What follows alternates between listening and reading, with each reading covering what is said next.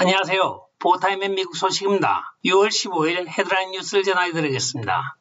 보타임의 오늘의 첫 번째 소식을 전해드리겠습니다. 지금 미국에서는 젊고 건강한 사람들이 신비하게도 죽어가고 있습니다. 그 병명은 바로 성인 돌연사 증후군이라고 합니다. 화이자 신약개발부 부수석 의사인 마이클 열든과 같은 과학자들은 몇 년 안에 코비드 접종을 받은 젊은이들 간에 이러한 성인 돌연사 증후군으로 인하여 사망할 확률이 상당히 높아질 것이라고 경고를 하고 있습니다. 심지어는 멀쩡한 사람들이 길을 가다가 픽 쓰러지기도 합니다. 그래야 붙여진 이름이 성인 돌연사 증후군이라는 병명입니다. SADS, SADS라고도 이야기를 합니다. 다음 소식입니다. 6월 14일 화요일 하원에서는 대법관 가족을 24시간 보호하도록 규정하고 있는 법안을 396대 27로 통과하여 조 바이든 책상으로 향하고 있는 것으로 오늘 발표가 되고 있습니다. 이는 지난 화요일 브렛 캐버너 대법관을 살해하려 한 남성이 체포된 지 일주일이 채 되지 않은 시점에 신속하게 통과된 것으로 보여지고 있습니다. 여기에 27명의 반대자들에 대하여 우리가 주목할 필요가 있습니다. AOC, 코리 부시 등 아주 극진 좌파 민주당 하원 의원들만 27명이 반대를 한 것입니다. 그들은 이 반대의 이유를 총기 규제법을 반대하지 않고 왜 이것을 반대하느냐 하면서 엉뚱한 소리만 하고 있습니다. 또한 이들의 반대 이유에는 이 법안에는 법원 서기를 포함한 그들의 직원과 그들의 가족까지 다 포함을 해야 한다고 적고 있습니다. 직위에 따라서 누구의 생명은 중요하고 중요하지 않다는 생각을 나쁘다는 것은 아닙니다. 그렇지만은 모든 국민을 대통령에 준하는 비밀 경호를 다 붙일 수 없는 것과 같이 그 직위나 그 사람의 사회적 지위에 따라서 보호의 장벽의 높이 차이는 어쩔 수 없는 것입니다. 이 급진좌파들의 사고는 일반 사람들도 이 대법관과 같은 보호를 봐야 되지 않습니까? 하고 이야기를 하고 있는데 도대체 무슨 말을 하는지 이해가 가지 않을 정도입니다. 다음 소식입니다. 많은 캘리포니아 직장인들이 지금 생활고에 버티다 못하여 멕시코 국경을 넘어 티화나 또는 엔세나다 등의 미국 국경 접근 바 캘리포니아 멕시코에 이주를 하고 있는 것으로 나타나고 있습니다. 바 123라는 부동산 회사에 따르면 적어도 절반의 이주민들은 캘리포니아로부터 우리 멕시코로 오고 있습니다고 이야기를 하고 있습니다. 그들이 오는 이유를 들어보면 대부분 갑자기 세금이 인상되었다거나 범죄율이 높고 또는 정치적인 문제로 인하여 캘리포니아에 도저히 살 수가 없어서 멕시코로 온다고 이야기를 한다고 합니다. 멕시코에서는 국경을 넘자마자 400불 선에 지금 원베드룸이 있다고 합니다. 처음 직장을 가진 사람이거나 아니면 자택근무가 가능한 사람들은 전부 멕시코로 몰려가고 있다고 합니다. 2021년 한 해 동안 약 28만 명의 캘리포니언이 타주로 이사가거나 멕시코 국경을 넘었다고 오늘 발표가 되고 있습니다. 역시 게빈 뉴섬 보유주답습니다. 다음 소식입니다. 인류위원회가 화요일 저녁 수요일로 예정되어 있던 청문회를 연기한다고 오늘 발표를 하고 있습니다. 이들은 영상을 제작하는데 하나 둘 모든 단계를 거치는데 시간이 더 필요하므로 연결을 한다고 발표하였지만 실제적으로는 다른 내면을 포함하고 있는 것으로 밝혀지고 있습니다. 연기된 가장 큰 원인은 도널드 트럼프 대통령을 범죄 혐의로 DOJ에 회부할 것인가에 하는 위원들 간의 견해 차이 때문입니다. 위원장인 버니 탐슨은 트럼프 대통령에 대한 범죄 회부가 없을 것이라고 확언을 하자 이에 발끈한 리즈 체니가 범죄 행위가 발생했다고 하면 신고해야 한다고 지금 이야기를 하고 있는 것입니다. 도대체 누가 민주당이고 누가 공화당인지 모르겠습니다. 참고적으로 리즈 체니의 지금 와이오밍에서의 지지율은 10몇 프로에 불과합니다. 정치적인 생명이 끝나가는 리즈 체니의 마지막 발악을 보는 것 같아서 씁쓸하기도 합니다. 다음 소식입니다. 라니 잭슨 텍사스 하원 의원은 16위원회가 수요일 청문회를 연기했다는 소식에 대하여 한마디로 딱 잘라서 이야기를 하고 있습니다. 갑작스럽게 이렇게 변경한 이유는 그들이 헐리우드 효과가 없다는 것을 깨달았기 때문입니다 하고 이야기를 하고 있습니다. 미국민들은 진실을 좋아하지 거짓을 싫어하는데 계속 거짓으로 조작된 방향을 하고 있으니 미국민들이 싫어한다는 것을 그들은 이미 알고 있습니다. 또한 그들은 더 많은 조작을 하여 다음에 또 방역을 한다 할지라도 미국민들은 이미 그들에 대하여 크레딧을 주지 않습니다고 딱 잘라 이야기를 하고 있습니다. 즉 진실이 통하지 거짓은 통하지 않는다는 단도직입적으로 낸시 펠로시를 향한 이야기였습니다.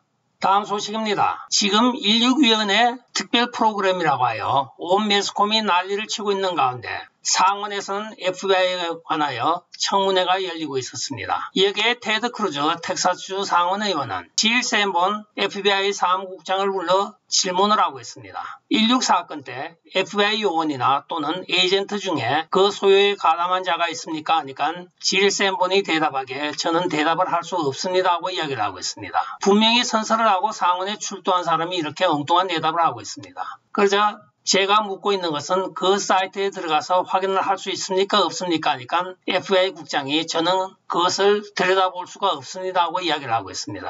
상원 청문회에 나오는 FBI 사무국장이 자기들 내부 사이트를 볼 수 없다고 하면 볼 수 있는 사람은 누구인지 모르겠습니다. 이에 테드 크루즈 의원이 미스터 에이블 압니까? 하니까 모른다고 이야기를 합니다. 그러자 화면을 보여주면서 그 앱이 1월 5일날 저녁에 시위자들을 선동하며 내일 아침에 우리가 의사당을 밀고 들어갈 것입니다 하고 하는 장면과 또는 그가 의사당에 6일날 바리케이트를 치우고 경찰들을 보고 비키라고 하면서 자기가 앞장서서 문을 열어주는 장면까지 있습니다. 또한 비밀 경찰과 밀담을 나누는 장면도 포착이 되었습니다. 이래도 이 사람을 모르겠습니까? 하니까 역시 저는 모릅니다. 대답할 수 없습니다로 일관하고 있습니다.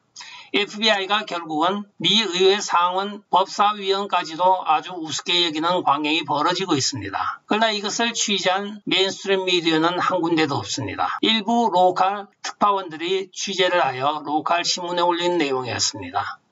다음 소식입니다. 사람이 위급한 상황에 가면 그 본심이 나온다는 말이 맞긴 맞습니다. 우리가 알고 있기로 제이슨 밀러가 바로 도널드 트럼프 대통령의 최측근으로 대변인까지 하였던 사람입니다. 그러나 그가 1.6위원회 앞에서 루디 줄리아니 전 뉴욕 시장이 2020년 대선 당시에 술에 만취가 되어 있다고 엉뚱한 증언을 하였습니다. 그러자 오늘 루디 줄리아니 전 시장은 TV와의 인터뷰에서 나는 그날 다이어트 콕을 마신 것밖에 없습니다. 내가 다이어트 콕을 마시고 취했나 봅니다 하고 이야기를 하고 있습니다. 민주당은 신났다는 듯이 루디 줄리아니가 만취가 되어 도널드 트럼프 대통령 보고 선거 승리를 발표하라고까지 부추겼다고 설레발을 쳤으나 그것은 사실이 아니었습니다. 옆에 있던 많은 보좌관들, 특히 마크 메도 등의 비서관들조차도 루디 줄리아니가 다이어트 콕만 마셨다고 증언을 하고 있습니다. 제이슨 밀러가 왜 그런 엉뚱한 소리를 했는지 아직까지 의문으로 남아 있습니다.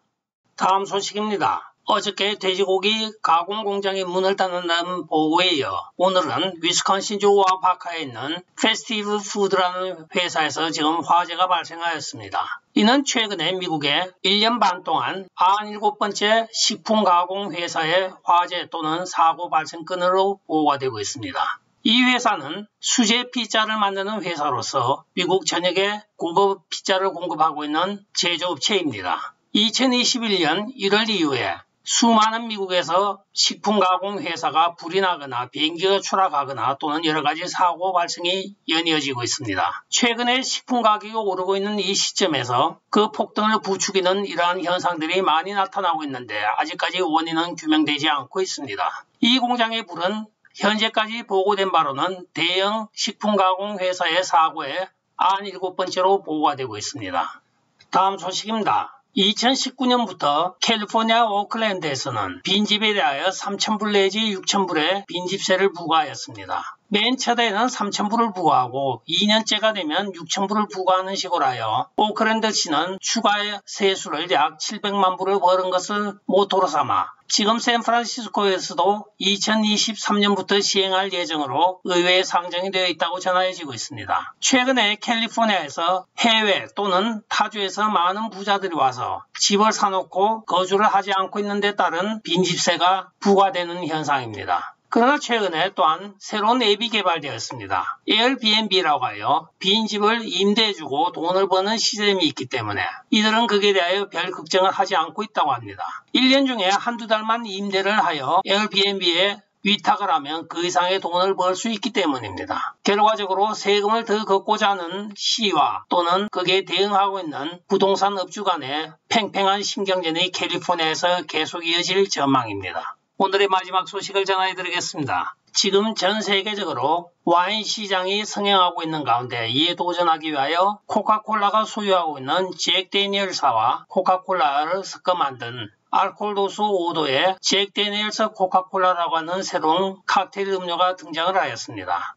이것은 최근에 수요가 늘어나고 있는 칵테일 알코올 음료에 대한 수요 증가로 인한 것으로 밝혀지고 있으며 코카콜라 본사에 따르면 우선 2020년 하반기에 멕시코에서 먼저 출시할 계획이라고 합니다. 각 국가별로 알코올 도수는 약간 달라질지는 모르지만 근본적으로는 잭 데니엘이라고 하는 미국 전통적인 위스키에다가 코카콜라를 섞어 만든 칵테일 음료라고 이야기를 하고 있습니다. 펩시도 이에 대하여 마운틴 듀를 섞어서 만든 칵테일 음료를 팔고 있습니다.